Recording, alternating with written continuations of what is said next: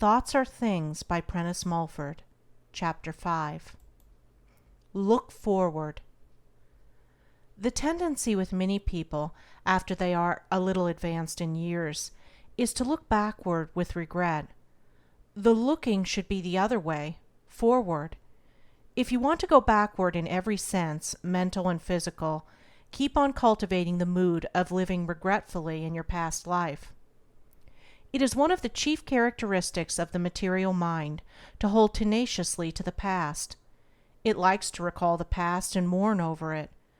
The material mind has a never-ending series of solemn amusement in recalling past joys and feeling sad because they were never to come again. But the real self, the spirit, cares relatively little for its past.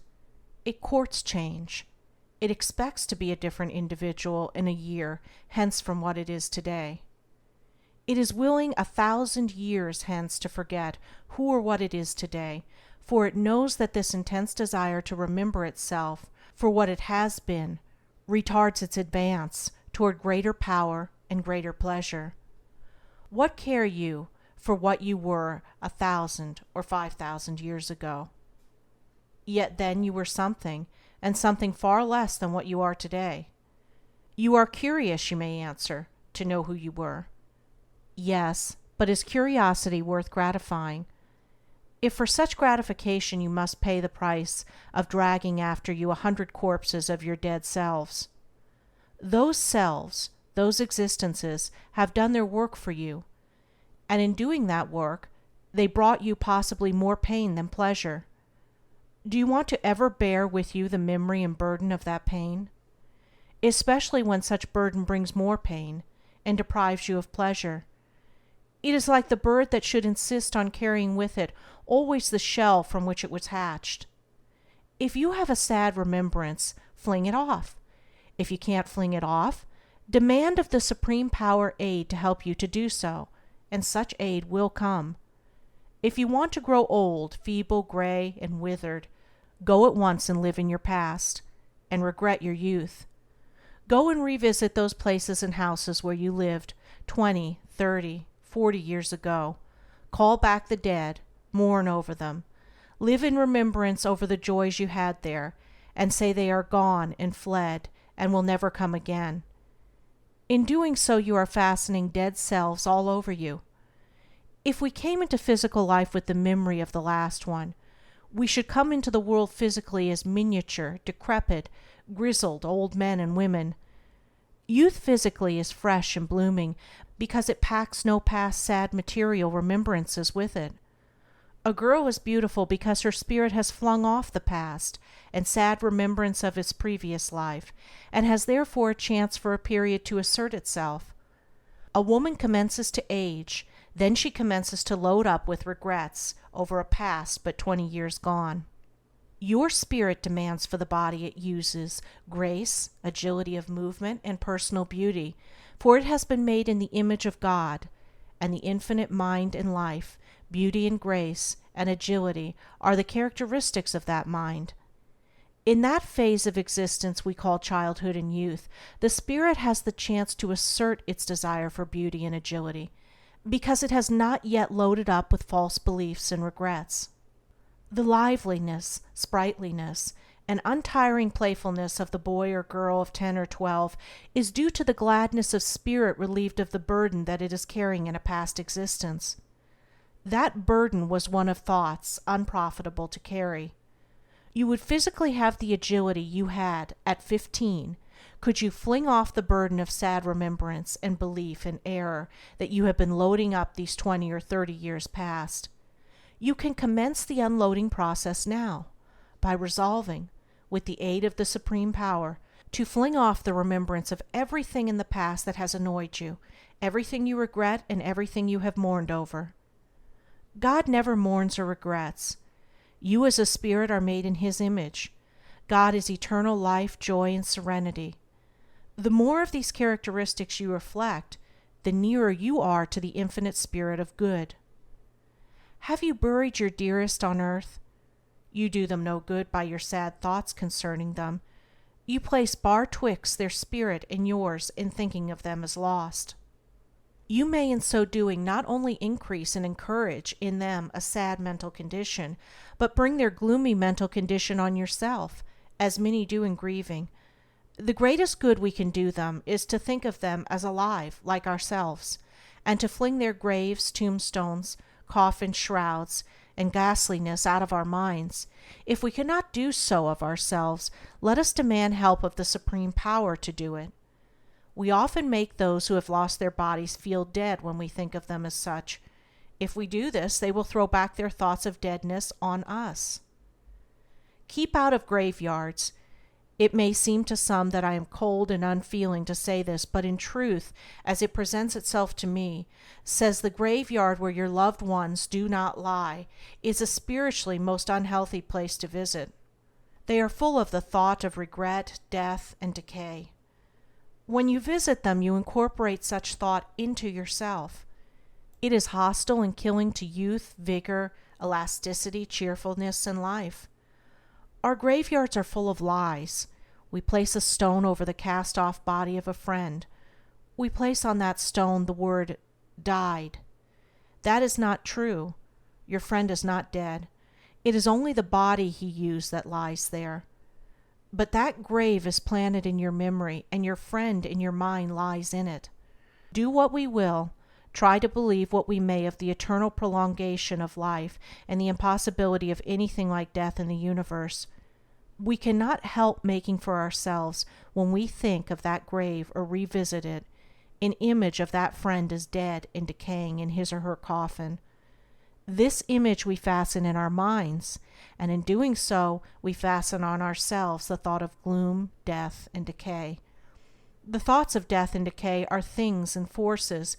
When we keep them so much in mind, we add elements of decay to our body.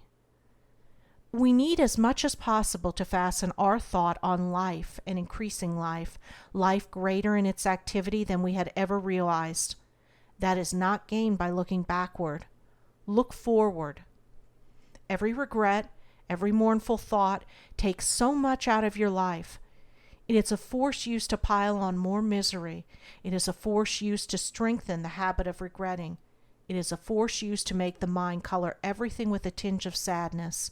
And the longer you use force in this way, the darker will grow the tinge. Also, when we are ever going back in memory to the past and living it in preference to the present, we are bringing back on ourselves the old moods of mind and mental conditionings belonging to that past. This feeling constantly indulged in will bring on some form of physical ailment. The ailment belongs to a condition of mind which we should be done with forever. If we are looking forward, we shall shake it off and be better in health than ever. If the predominant mood in our minds is that of looking backward, the ultimate result will be serious to the body. In the world's business, your active, enterprising, pushing man of affairs spends little time in sad reminiscence. If he did, his business would suffer. His thought is forward. That thought is the real force which pushes his business forward. If he spent it in sad memories of the past, his business would go backward. He works his success, so far as he does really succeed, by this spiritual law, though he may not know it. You may be saying, I have failed in life and shall always be a failure. That is because you are looking back, living in your failure, and thereby bringing to you more failure. Reverse this attitude of mind. Work it the other way and live in future success. Why do you say, I am always sick? Because you are looking back, living in your past ailments, and thereby bringing more on you. I have heard the expression used, when the earth was young, as if this planet was now in its dotage and going to decay. In the sense of freshness, increase of life, refinement and purity in every form of life, be that of animal, vegetable, man, and farther on, this earth never was so young as it is today. Youth is life, growing and increasing in beauty and power. It is not the cruder commencement of life. The so-called barren rock contains elements which will help to form the future tree and flower. Is that part of the rock which enters into tree and flower increasing or decreasing in life? It changes only into a higher and more beautiful expression of life. So do we from age to age. The rock crumbles that it may live in this higher form. The old mind must crumble and pass away to give place to the new and make of us the newer spiritual being. As the old mind crumbles, so will the old body, for the spiritual change must be accompanied by the physical change. But if you live in understanding and spirit of this law, you need not lose a physical body, but have one ever-changing for the better. As you live in spiritual belief, as the old life goes out, the new one comes in. Nothing in nature, nothing in the universe is at a standstill. Nothing goes backward.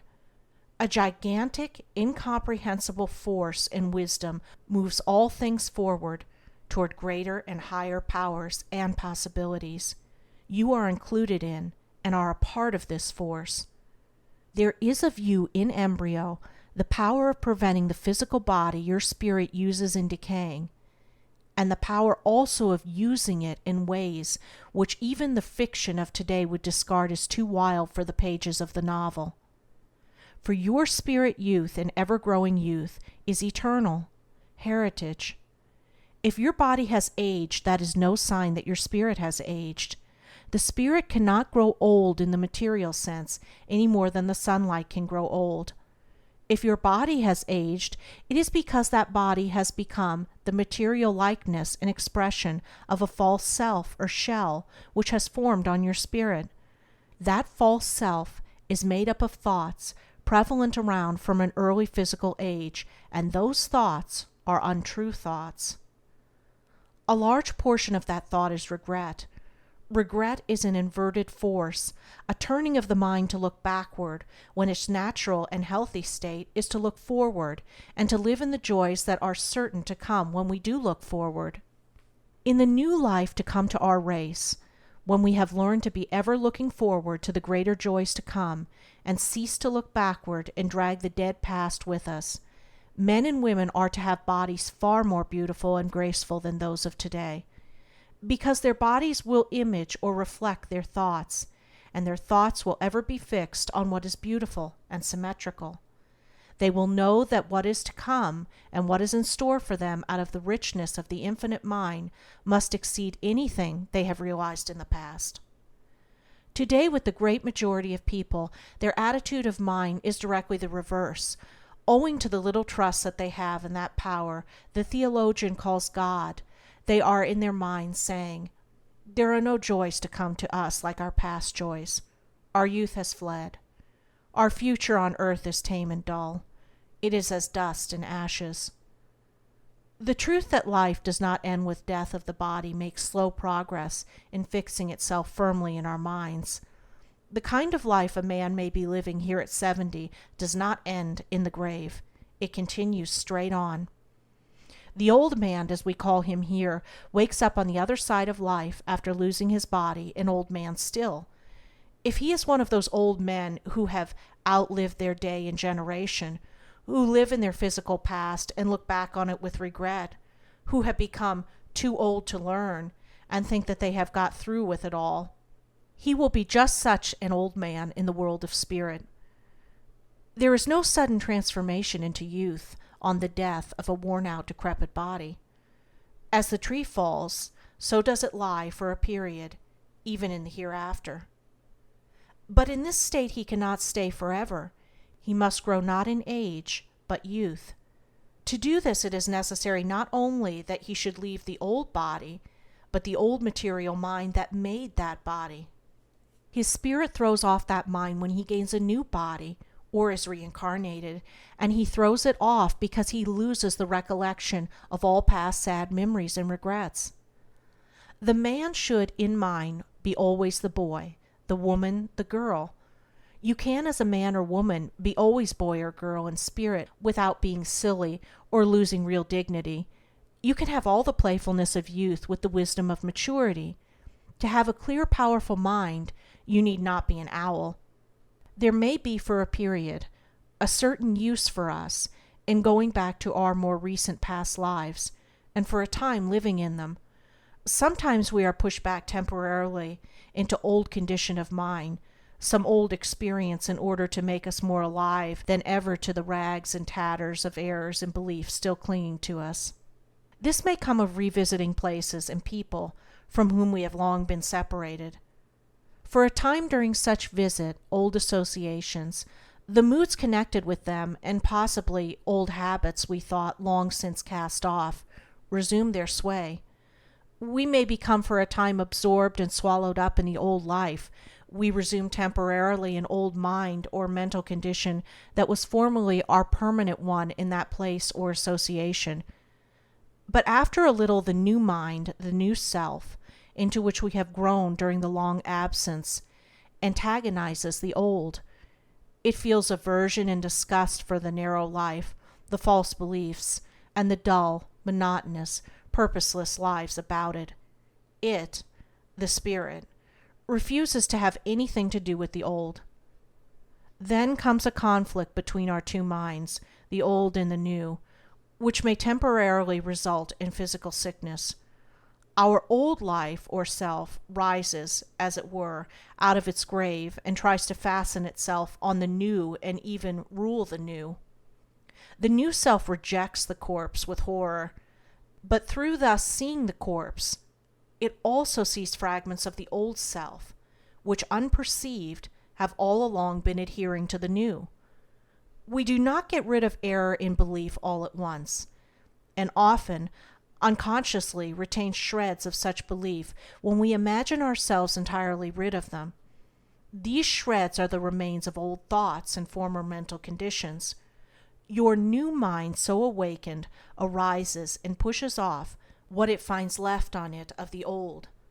This pushing off is accomplished by physical disturbance, because your spirit puts all its force in rejecting these fragments of the former self, as you might put all your physical strength in pushing off a snake.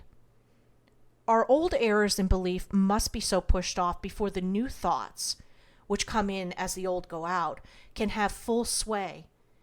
If your spirit was contentedly and blindly carrying any scorpion of false belief, you would tumble into the pit eventually, as many now are so doing. When you live several years in any certain house or town or locality, you make a spiritual self belonging to that locality. Every house, tree, road, or other object you have long been in the habit of seeing there has a part of that self in thought attached to it.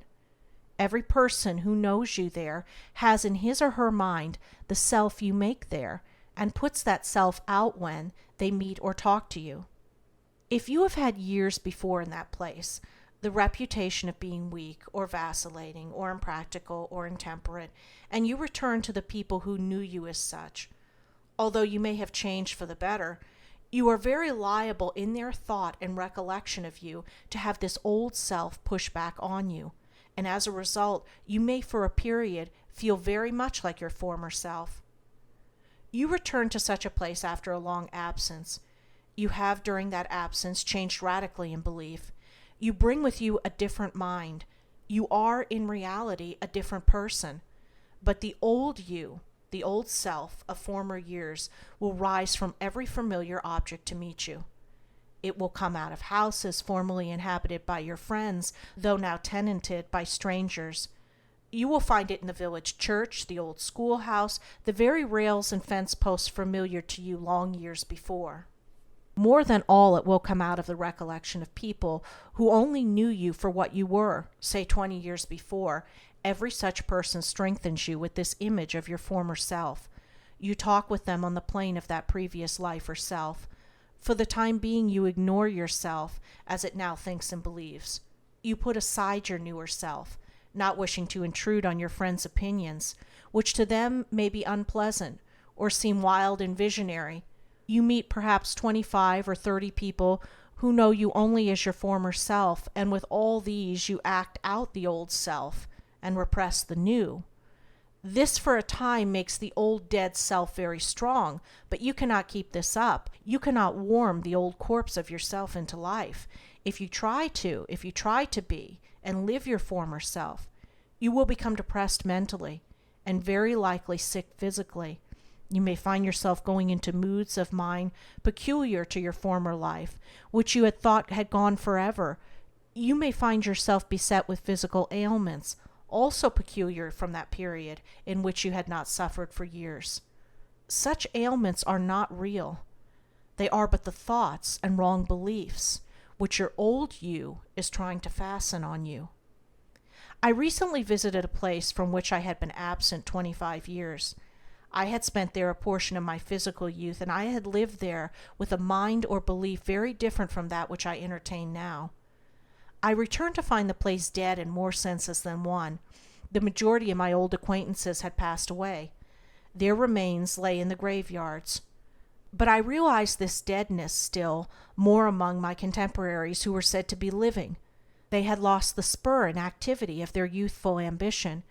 They had resigned themselves to growing old. They lived mostly in the past, talked of the past, good old times, and compared the present and future unfavorably with the past. They were in mind about where I left them 25 years before, and about where I was in mind when I did leave them. Drawn temporarily into their current of thought, for old acquaintance sake, I talked with them about the past, and for some days lived in it. At every turn I met something inanimate or inanimate to bring back my past life to me.